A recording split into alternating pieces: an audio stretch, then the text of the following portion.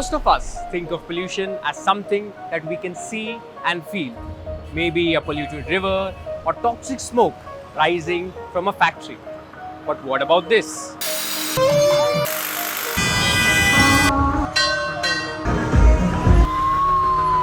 Noise is everywhere, but we do not think of it as pollution because we cannot see it and it leaves no visible mark. But its health effects build slowly over time. By then, it's too late to undo the harm. So let's show you how noisy Bengaluru is and why is it so.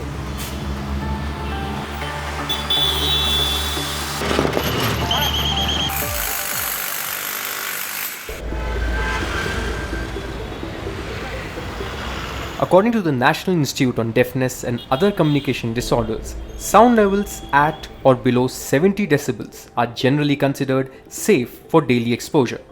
For instance, a horn is 110 to 120 decibels. A drilling machine is 120 decibels. A string of crackers is 140 to 160 decibels. Regular exposure to high decibel levels can seriously harm your hearing. The louder the sound, the greater the risk to your hearing and faster that damage can happen. In most Indian cities, noise levels reach permissible limit all the time. Indian guidelines for noise pollution came into effect as late as the year 2000. The rules define specific decibel limits for different zones and areas. For example, in commercial areas, the permissible limit is 65 decibels at day and 55 decibels at night. But for residential areas, it is 55 decibel in the day and 45 decibel at night. In silent zones, which are areas near schools and hospitals, the noise levels are set at the lowest, 50 decibel during the daytime and 40 decibels during night. But what does it actually look like on the ground? To find out, I travelled across Bengaluru. Not surprisingly, the city's traffic is the biggest contributor to noise pollution. Bengaluru has more than 1.2 crore vehicles and each day 2,100 new vehicles are added to the city's roads. This growth outpaces the city's stagnant road infrastructure, resulting in a density of 900 vehicles per kilometer on Bengaluru's road. Even if half of the vehicles honk, this can easily breach the safe noise pollution limits regardless of zone.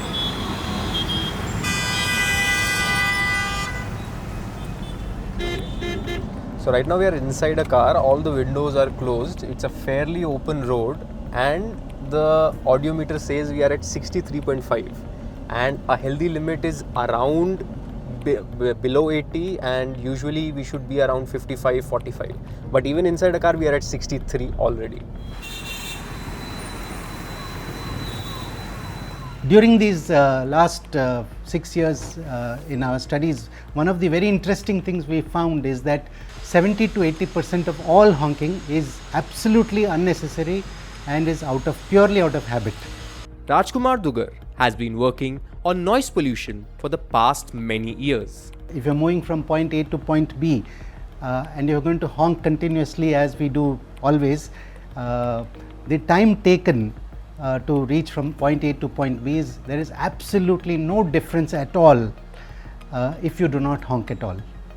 So there is no benefit that is coming because of the honking in trying to reach early, because there is a misconception that if I am honking I am able to clear the traffic in front of me and reach faster. That does not happen. As far as enforcement is concerned, it's very unfortunate that the enforcement is absolutely almost nil. It's not there at all, you can say that. Next, let's take a look at the city's social life in both residential and commercial neighbourhoods.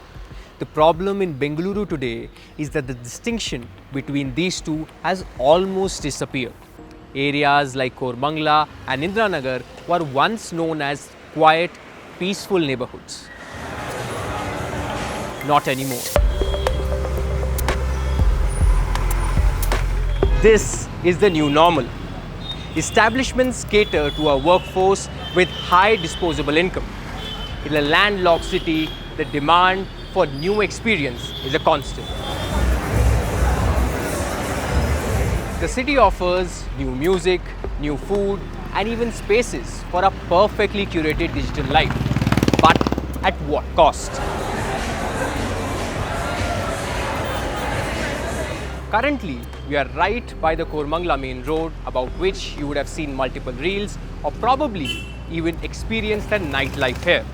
However, right by the road, hardly 200 meters away, there are multiple residential areas.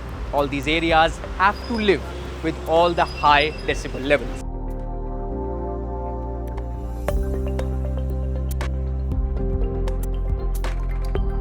Right now we are in one of the bylanes of Koramangala area, and here is a totally residential area which is quiet. However, even here, if we measure the decibel levels, let's see the results.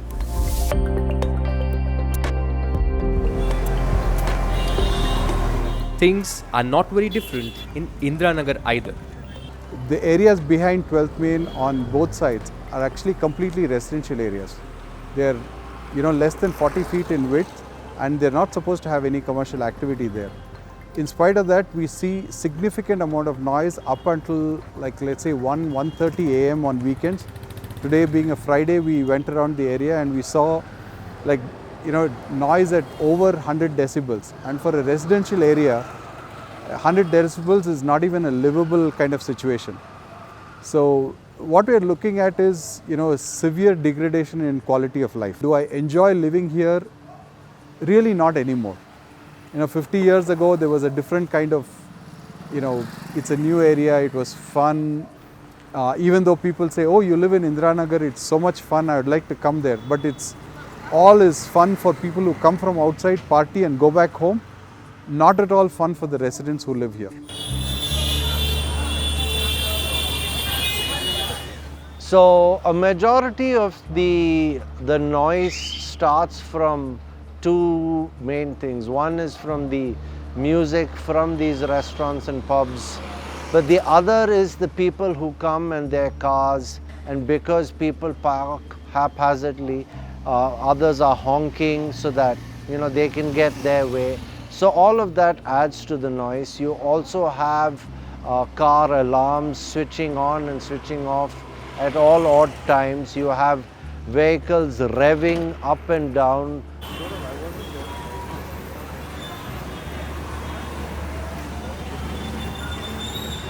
When the noise becomes difficult to deal with, many residents simply dial 112 and call the police. The police can register these complaints under Section 36 and 37 of the Karnataka Police Act, along with noise pollution rules. If it's people on the road, you really can't do anything, because by the time the police come, those people would have reached. And even if you take a photo and try and submit it on the BTP app, there's no section where I can put for people making noise or drinking and throwing stuff on the road. All you can do is just sheepishly inform the cop that those people have gone. Urbanization has resulted not just in higher vehicular density, but also in the way Bengaluru absorbs noise. The city's built-up area increased from 162 square kilometers in 1994 to 376 square kilometers in 2024. A recent study found that the noise levels at roads and intersections across Bengaluru increased significantly during hotter afternoons, with the sound levels rising by more than 20% compared to morning readings. It points to urbanization as a major reason behind the rise in noise levels. New apartments, office spaces, flyovers, metro lines, roads, and commercial complexes are expanding into every corner of the city. And with construction, noise pollution rises too. The city has only 10 noise monitoring stations. In March 2026, 6 of them recorded noise levels above the permissible limits. Only 3 stations recorded noise levels within permissible limits during the daytime and 2 during nighttime. I am on my way to Whitefield, one of Bengaluru's fastest growing neighbourhoods. Right, so we are standing somewhere in the Whitefield area, and the time right now is beyond 6:30. According to the Karnataka Pollution Control Board, the norms say all heavy construction that creates a lot of noise, just like this one, has to stop by 6 o'clock. However, as I said, it's 6:30 and the construction goes on unabated. Now we have an audio meter with us. We'll just try to see what sort of noise this is emitting and how harmful it can be for the people who are living around us. Right now it's almost around 85, 86 that we are seeing. As it dumps it,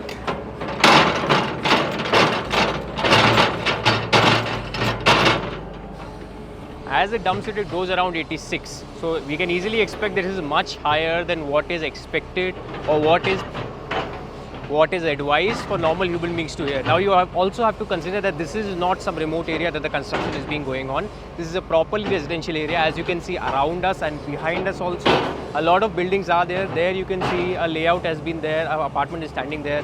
There also, so multiple buildings are there, and we can see a lot of people might be impacted by the loud noise that this construction is creating outside the legal hours.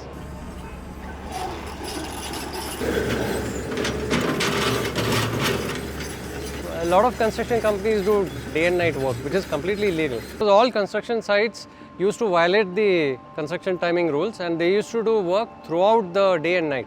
So that used to be a huge problem for us.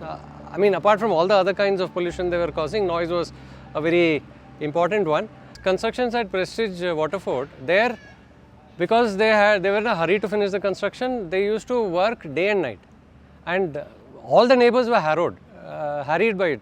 But then when we started calling the police would come, stop the work, they'll go away, after an hour they start again. And this used to happen. We used to have to complain 5 or 10 times in the night. Finally we got fed up, we went and filed an FIR against them, and also with the Pollution Control Board. Then both of them took action, they issued notices. After that it came under control. If citizens stand their ground, go by the law and make their demands clearly and use the mechanisms available, we can get the law to be implemented. That has been our experience.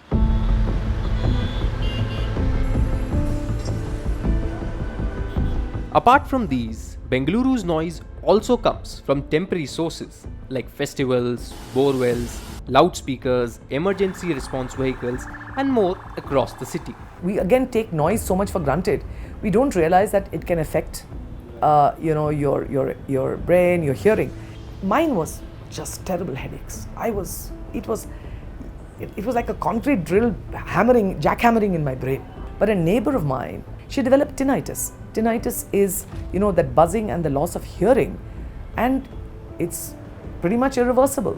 And that is because of continued badgering of noise. So here is a case of a neighbor who actually lost partial hearing because of construction. But at the end of it, what do we, you are expected to grin and bear it. It's my life, it's my hearing. I mean, I'm entitled to protect myself, my health, my property. So it becomes an issue. So there are things that we need to take a little more responsibility for, which is if we negatively impact somebody in terms of either their physical health, damage their health, or even their mental health, we should form some ways of being able to deal with it. Right. We really should. Despite this near constant assault on our ears, most of us have adapted to noise.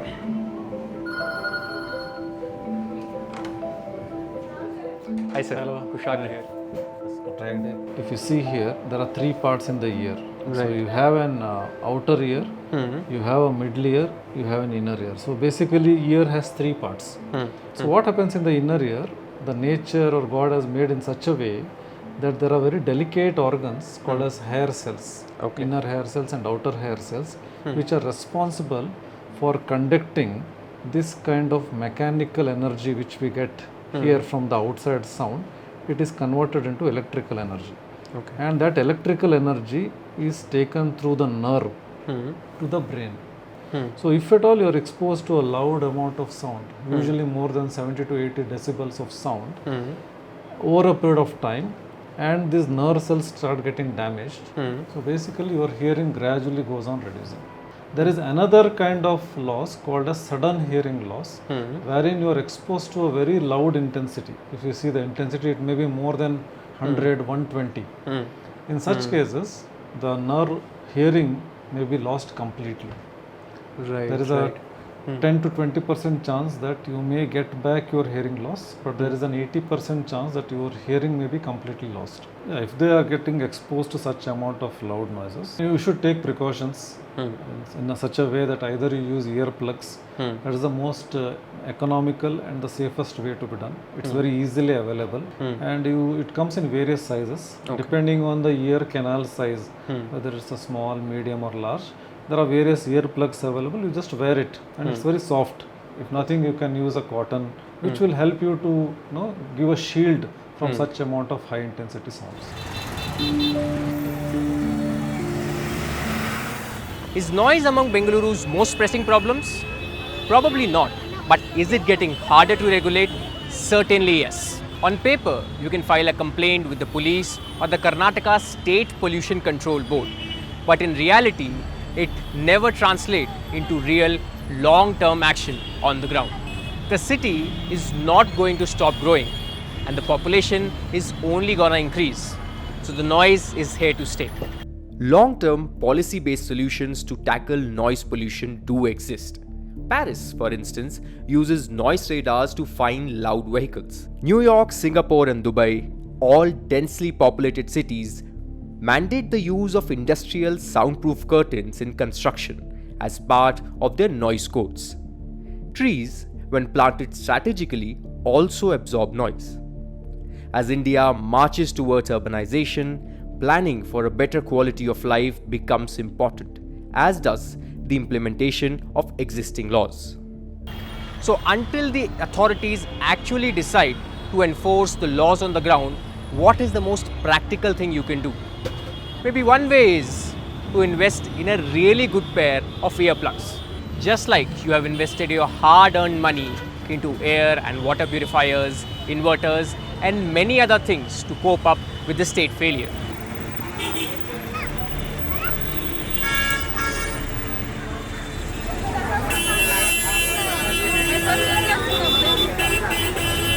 This is Kushagra for Deccan Herald. Let us know in the comments, how do you deal with the noise?